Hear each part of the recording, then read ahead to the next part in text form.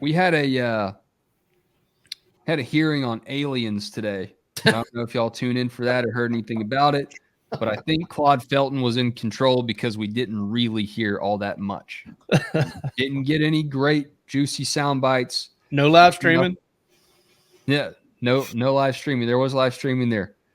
But we heard about this, and I also heard a quote from Cole Kublik. And the way my brain works when I produce this show is I take two things that don't seem related, and I try to make them related. So here's what we're going to try to do. Cole Kublik told Unnecessary Roughness, the Barstool college football show, that he was told by Kirby Smart that depth got so thin at running back in the spring for Georgia that they actually had Brock Bowers taking some reps at running back. And I don't know if Kirby Smart was just messing with the Auburn guy, pulling his leg a little bit, but I would believe it. I would believe that Brock could at least handle his own back there. So that makes me ask y'all, who are the aliens like Brock Bowers on this Georgia football team that really could play a totally different position if called upon? It's been a while since you've had a guy like Tay Crowder totally change positions, but still dominate and become a Mr. Irrelevant. Malcolm Mitchell starting off in the secondary and becoming a wideout. Georgia's stacked everywhere right now, but I'm curious, who do y'all think could, in a pinch, totally flip up what they do and still be a baller for the Dogs this year? We'll go first because I'm going to steal this one from Jeremy. I think Malachi Starks is the number one guy. You stole that from me too. Yeah, I mean, Malachi Starks is like KJ Bolden in my opinion. I think Malachi Starks could be like if you flipped him over, I think he could probably be 1,000-yard receiver if you wanted him to be. Put him in the right system and gave him the targets. I think he could be that good. I think he could probably also play running back. I mean, he's a special football player. Another guy that I would also consider too, and this is kind of an off the board pick, Oscar Delp. Oscar Delp's always been like a really physical football player, really good athlete. I think he could probably flip over and play D end or outside linebacker, and kind of help you out some there if you really wanted him to. But those are the two that kind of stood out to me.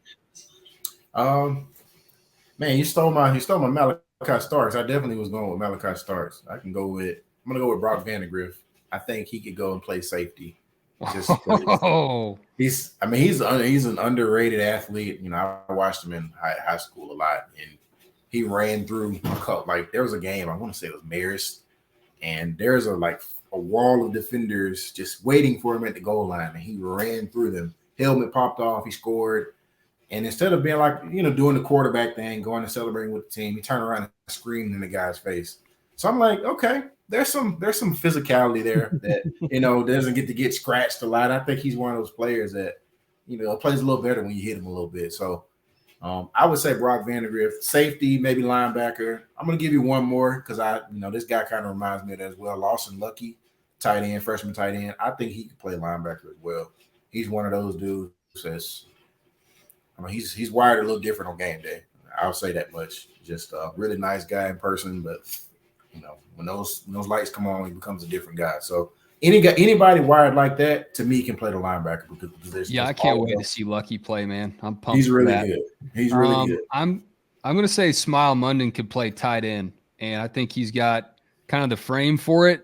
But then you saw in the SEC championship game that he just has a nose for the football, no matter where it is, no matter where it needs to go. To play in Kirby Smart's defense, like I said, you got to know what you're doing. You got to be a heady player. You got to do that to play tight end too. So I'm going to put Munden at tight end and just see what happens. Hey, I've got another one for you. That could happen. I got another little unicorn for you here. What about Lab McConkey at cornerback? Yeah, man. I mean, he's got that phone booth. He's a little smallish for a wide receiver at 5'11", 6 feet. Not small for a cornerback though. And I don't think anybody's doubting his speed. He's got the speed to play it. He's kind of a twitchy dude. He's not tight. He's not stiff. I mean, I think Lad could probably, be a serviceable cornerback if you ever really needed him to. And, let's be honest, there aren't a whole lot of guys with his pigment of skin that play cornerback. So, Lad could be a, Jason Sehorn. Yeah. I don't know how long he lasts out there. But you give it a shot. He's shifty and, he's got game speed. And Famous J1 says says Impemba at tight end. I don't know if he's got the hands. We'll have to see about that. So, yeah, pretty interesting. If y'all got a take on that, let us know. I think it's a pretty fun thing to talk about just because Georgia does have so many athletes, man. KJ Bolden really makes you think about that too. If he comes to Georgia, the Dogs are going to have to make some decisions on what they do and where they line them up. I want to know if, with Jalen Carter gone, who are they working in that jumbo package? Because wasn't it Bear Alexander and then he transferred. It was. Right? Yeah. It was. Bear Alexander got some fullback work. Man, that's a good question. Maybe Jordan Hall. Maybe Jordan Hall and Ja Jarrett. Getting a little look there. Would Michael Williams be considered a jumbo? Yeah, I don't know because he's not. He's big, but he's not big. See, before there was Jalen Carter and before there was Jordan Davis, there was Julian Rochester. Julian Rochester was in there doing that same thing. And so I think you got to be put together big, like an offensive tackle type body for them to want to put you in there on the line of scrimmage. So I don't know. That's an interesting one. Maybe they go offensive tackle and just put Amarius Mims out there sometimes and put him in the backfield rather than and throw Monroe Freeland or someone in there at tackle and use Amarius Mims 6'8". Well, they do have that kind of they do have that deal going on right there at tackle where they've kind of got a 3-man thing going with Blasky and Mims. Yeah, Blasky could be pretty mean back there. And Blasky and Mims. Another guy I would consider maybe in that fullback role would be a guy like Jared Wilson, another offensive lineman, because they put Clay Webb at fullback a couple years ago. Jared Wilson's kind of on the 6'2", 310, 320 side. Maybe he could also line up at fullback. Really good athlete as well. I mean, this is a Mike Bobo offense, so he might just have an actual fullback back there and break the tradition.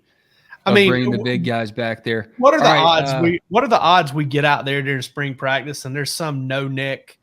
There's some no neck, 5'11", 235-pound dude out there, just already got a blue ring around his nose. Because he's broken it a few times. I mean, it's highly likely. Is that a requirement to play fullback? Not have a neck? What's that? Is that one of the requirements to play fullback? No neck, dude. No neck. Your neck just goes away? Yeah. Okay. Like me, your head's got to sit directly on your shoulders like mine does. I guess if the neck was there, that would make you about 6 foot or 6 foot. That would make you a running back then, I guess. So that makes sense.